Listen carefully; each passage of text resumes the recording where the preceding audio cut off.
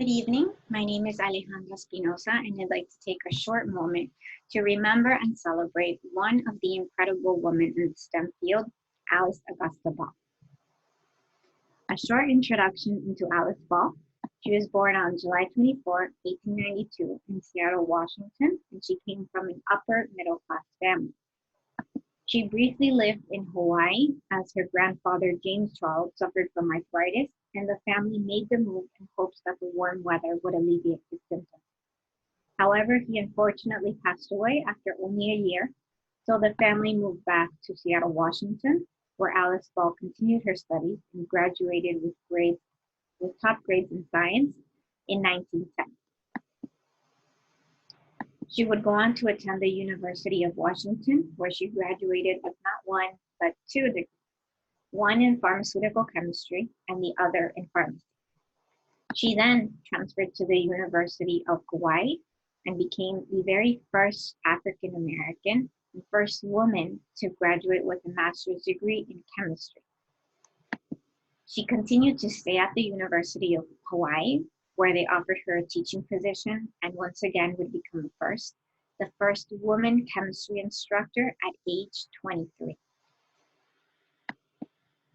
Aside from her incredible academic career, her major achievement and contribution to the world was the Alice Ball method. Alice Ball discovered the ester ethyl form of chamugra oil. This meant that the oil could finally safely be injected into leprosy patients.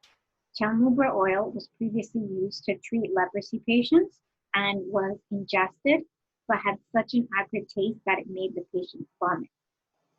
Despite not being safe to inject, it was still done, and it had such a sticky substance that it caused blisters and clumping beneath the skin, making it incredibly painful for the patient. Her discovery was so important because a diagnosis of leprosy resulted in ostracism, often death in isolation in a colony. Because of the appearance, the blisters, and deformations that could result in leprosy, patients were often isolated and sent to the Hawaiian island of Molokai, where they were forced to live out the rest of their lives. If left untreated, it could result in nerve damage, foot drop, muscle paralysis, and blindness.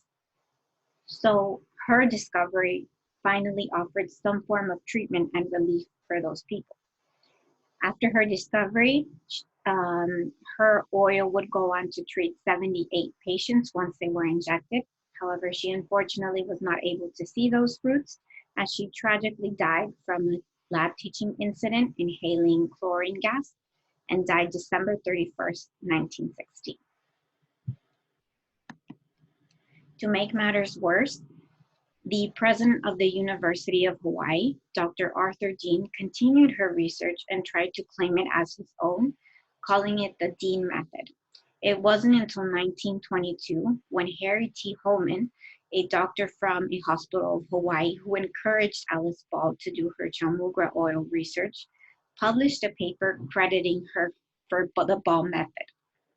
Finally, in the 2000s, the University of Hawaii placed a bronze plaque in front of the chamugra tree and awarded her the Regnant Medal of Distinction in 2007.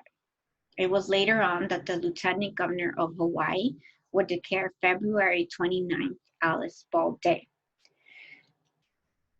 Despite her short age, her work precedes her and is remembered and acknowledged in history. Alice Ball continues to inspire many people to continue their own research and persevere in whatever they do. These are some of the works cited. Alice Ball is just one of the amazing women in the STEM field that should be remembered and recognized. These are some of the sites that you could visit for more information. Thank you for listening to my presentation and have a wonderful day.